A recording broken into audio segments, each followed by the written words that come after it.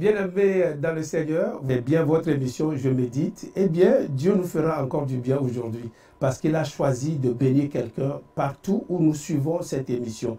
Parce que sa parole ne sortira pas en vain. Nous allons prier avant de commencer. Seigneur, notre Dieu et notre Père, il s'agit de ta parole, que cette parole qui est inspirée par ton esprit nous vienne droit du trône de grâce, afin que nous soyons, Père, bénis par cette parole. Cette parole est puissance, cette parole est vie, et cette parole est esprit. Que cette parole agisse dans nos vies, dans nos corps, dans nos âmes, dans notre esprit. Que ça ne soit pas un temps perdu ou un temps de lecture, mais que ça soit un temps d'affectation. Nous prions que ton esprit prenne le relais à partir de maintenant. Que tout un chacun de nous dans ce studio reçoive un nouveau souffle. Et partout où les téléspectateurs sont, nous prions que l'onction, la présence de Dieu, sa gloire qui va se manifester dans ce studio, soit le partage de tout un chacun au nom de Jésus-Christ de Nazareth. Merci Seigneur. Amen. Amen. Bien-aimés, le texte de ce jour, c'est bien 2 Corinthiens 10. Nous allons lire du verset 14 au verset 18. Nous pouvons suivre ensemble cette lecture. Je lis donc à partir du verset 14. Nous ne dépassons point nos limites, comme si nous n'étions pas venus jusqu'à vous, car c'est bien jusqu'à vous que nous sommes arrivés avec l'évangile de Christ. Ce n'est pas hors de toute mesure, ce n'est pas des travaux d'autrui que nous nous glorifions, mais c'est avec l'espérance, si votre foi augmente, de grandir encore davantage parmi vous, selon les limites qui nous sont assignées, et d'annoncer l'évangile au-delà de chez vous, sans nous glorifier de ce qui a été fait dans les limites assignées à d'autres, que celui qui se glorifie dans le Seigneur. Verset 18, car ce n'est pas celui qui se recommande lui-même qui est approuvé, c'est celui que le Seigneur recommande. Parole du Seigneur. Nous aurons un temps de prière tout à l'heure, mais laissez-moi vous dire qu'il est question de l'évangélisation. Paul, dans sa réponse, est en train d'établir son apostolat. Et il a toute une vision des contrées, des régions qui lui sont assignées. Il connaît ces régions. Où est-ce que je veux en venir? Il dit au verset 16, d'annoncer l'évangile au-delà de chez vous, sans nous glorifier de ce qui a été fait dans les limites assignées à d'autres. Ce que je voudrais dire, c'est que l'évangile qui est annoncé, nous l'appelons évangélisation. Évangélisation, c'est d'annoncer Christ, d'annoncer l'œuvre de la croix, d'annoncer le sang qui a été versé à quelqu'un qui est perdu. Est-ce que nous avons des contrées aussi à nous? Est-ce que nous avons des régions à nous? Nous avons notre lieu de travail. Comment est-ce que nous pouvons aller au travail et puis faire comme si on n'était pas chrétien? Est-ce que nous avons honte du Seigneur ou pas? Mais je me demande, je ne peux pas être assis par exemple dans un avion pendant 7 heures de vol et ne pas parler de l'évangile avec celui qui est à ma droite ou à ma gauche.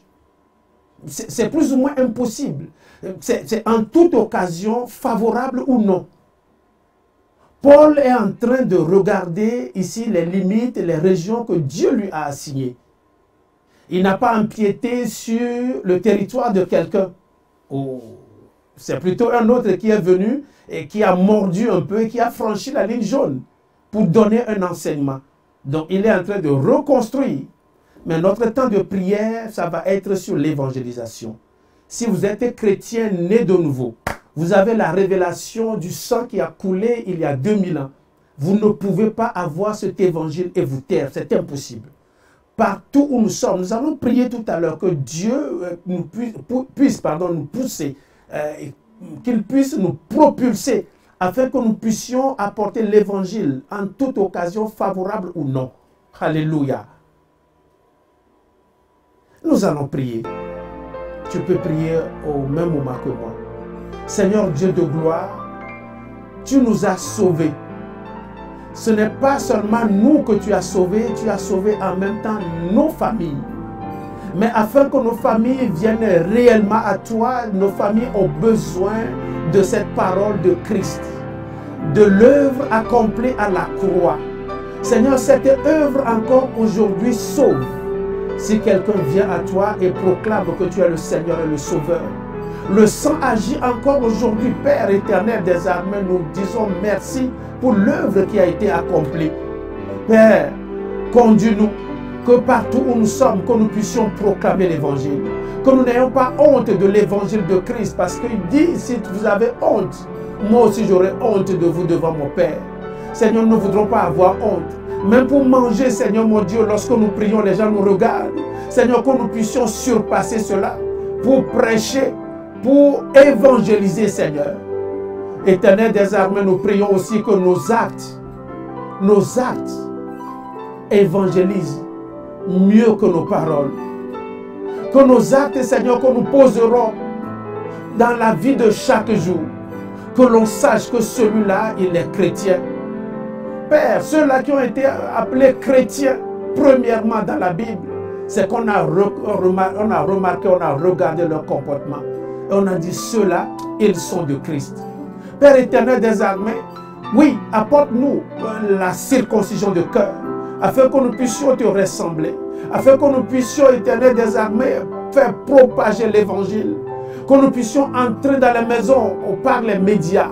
Seigneur, que nous puissions pénétrer chaque vie, parce qu'avec l'évangile, avec les médias, nous pouvons entrer dans des maisons, nous pouvons frapper à la porte des cœurs. Père, nous prions que ton esprit qui nous accompagne en ce moment affecte une vie. Que ton esprit, Seigneur mon Dieu, nous pousse chaque jour à parler de toi. Éternel, que ça soit à la maison, que ça soit au lieu de travail, que ça soit dans nos courses, Père, chaque fois que tu nous donnes l'occasion, que nous fassions connaître l'évangile de Christ, que nous fassions connaître la révélation de la croix, que nous fassions connaître, Éternel des armées, ce pourquoi Jésus lui-même, qui est Dieu, est descendu pour nous ramener vers lui, pour nous racheter par son sang, pour nous laver de toute iniquité. Seigneur, conduis-nous chaque fois à parler de toi. Nous voudrons parler de toi. Nous ne voudrons pas prendre nos temps, Seigneur, pour parler. C'est un temps, on peut avoir un temps pour parler du foot. On peut avoir un temps pour parler d'autres choses. Seigneur, mais que nous n'oublions pas le temps pour parler du royaume, pour parler de l'œuvre, pour parler du sang, pour parler, Seigneur, du rachat, pour parler de nos âmes, Seigneur, qui ne doivent pas périr.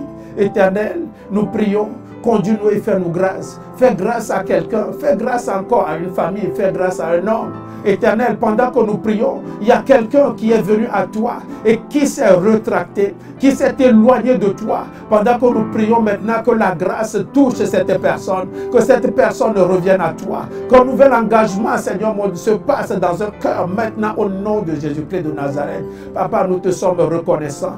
Nous te sommes reconnaissants pour ce temps, un temps d'affectation, un temps où tu nous pousses encore à aller parler de toi et pour que les cœurs, Seigneur mon Dieu, soient encore convertis. Papa, tu as rassemblé un peuple autour de cette vision, autour de Maranatha. Papa, nous prions que ce peuple que tu as réservé et qui ne doit point fléchir le genou, que ce peuple vienne à toi au travers de la parole que nous allons annoncer. Seigneur, que nous puissions aller au-delà, Seigneur mon Dieu, du petit territoire. Seigneur mon Dieu, nous ne voudrons pas être contents du petit territoire que nous occupons, mais que le territoire grandisse, que le territoire croisse et que nous puissions atteindre des milliers pour toi et que toute la gloire soit à toi.